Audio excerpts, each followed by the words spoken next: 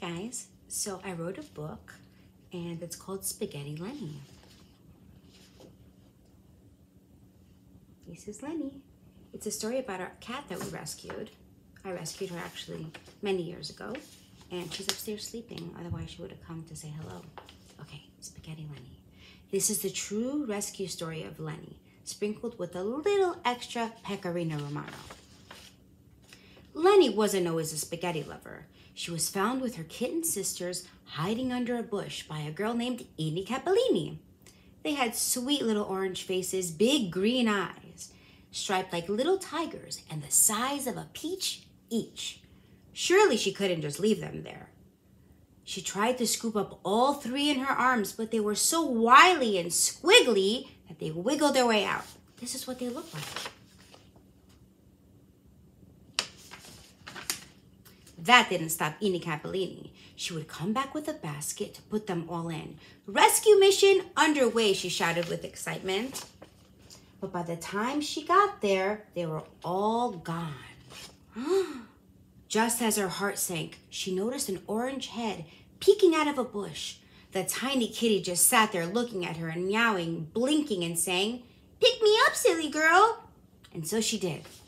This was Lenni. By the time Ini Capellini bathed her, gave her a bowl of milk and cuddled her, she knew she just couldn't give her away. This itty-bitty kitty had licked her way into her heart. And when I say licked, she licked and licked and licked constantly. So why all the licking, Ini pondered. Am I made out of sugar? Am I salty? Am I a flavor super delicious to motherless kittens? That's her face. She's all confused. Nope, kittens usually drink from their mommies, but since she didn't have a cat mom, she had the next best thing, an adoptive mommy whose skin tasted like the local trattoria. That's the place where they sell pasta and pizza. You see, Ini Capellini ate lots and lots of pasta. She had bow ties for breakfast, linguine for lunch, spaghetti for dinner, and fettuccine bites in between. Basically, pasta was her life.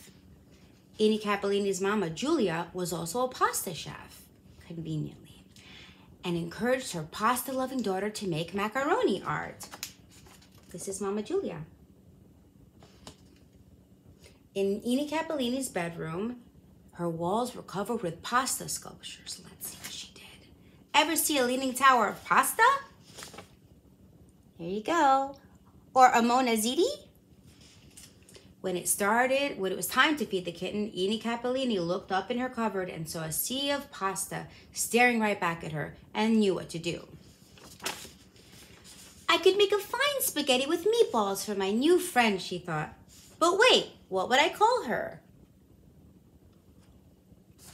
In the corner of her eye, she saw something shiny and bright. It was a penny being lit up like the sky on the 4th of July by the reflection of the sun. Penny? Nah, she doesn't look like a penny, even though she is kind of copper. And then in that moment, the kitten started to lick her. I got it, Penny, but with an L, because penny with an L equals Lenni, because she's as shiny as a penny, but also licks much more than any. And that is how Lenni got her name. Her nickname was another story. Living in a castle of carbonara soon did something to that tiny little kitty and turned her into a full-blown spaghetti cat. As she got bigger and bigger, she grew hungrier and hungrier. And Ini Capellini worried they would run out of food. Mama, Lenni is hungry again. I found her eating one of my sculptures. Here she is eating the Eiffel Tower in Ini's bedroom. What if we run out of food, she worried. Ini, there will always be a bowl of spaghetti for our hungry little Lenni, her mama said, as she prepared more pasta, of course. As Lenni transformed into an extra round kitty, some of the neighborhood kids started to notice her as she meowed to them from the balcony. This is Lenni meowing from the balcony.